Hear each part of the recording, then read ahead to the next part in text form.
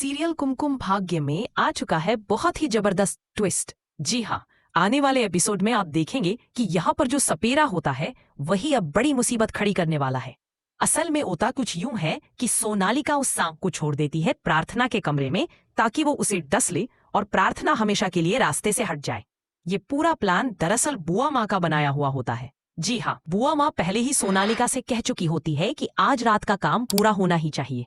इसके बाद दोनों को लगता है कि उनका प्लान कामयाब हो जाएगा और सच में वैसा ही होता भी है, क्योंकि सोनालिका तबीयत खराब होने का ड्रामा करने लगती है, जिसके चलते शिवांश उसके कमरे की तरफ चला जाता है। लेकिन दूसरी तरफ प्रार्थना अपने कमरे में रो रही होती है और परेशान होती है, क्योंकि उसे लगता है कि शिवांश अब उससे हमेशा के लिए दूर हो जाएगा। तभी उसकी बहन गायत्री उसे समझाने आती है और दोनों बहनें बात कर ही रही होती है कि तभी वहां वही जहरीला सांप घूमने लगता है। सांप सीधा प्रार्थना की तरफ बढ़ता है और दोनों बहनें वहां से बचकर निकलने की कोशिश करती हैं। लेकिन तभी वहां पहुंच जाता है शिवांश और वह तुरंत उस सांप को पकड़कर बाहर फेंकने की कोशिश करता है। इसी बीच शो में बड़ा ट्विस्ट आता है जब सपेरा फिर से अंदर आता है और कहता है कि मेरा सांप मुझे वापस कर दो, मैंने किसी को डसवाने के लिए ही दिया था।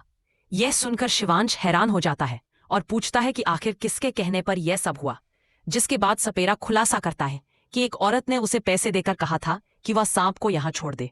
इसी के साथ पूरी सच्चाई सामने आ जाती है और शिवांश समझ जाता है कि घर में ही कुछ लोग प्रार्थना को हटाना चाहते हैं।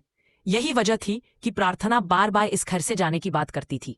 इसके बाद शिवांश सबके सामने प्रार्थना के प्यार को स्वीकार करने का फैसला करता है और उसे प्रपोज करने की भी तैयारी करता है। अब देखना यह होगा कि क्या सच में शिवांश और प्रार्थना हमेशा के लिए एक हो जाएंगे और सोनालिका का क्या होगा। तो भैया बताइए, आप कितने एक्साइटेड हैं इस आने वाले ट्विस्ट के लिए? क्या आप चाहते हैं कि सीरियल का सीजन 2 भी आए? हमें कमेंट करके बताएं और ऐसे ही अपडेट्स पाने के लिए हमारे चैनल को जरूर सब्सक्राइब कर लें।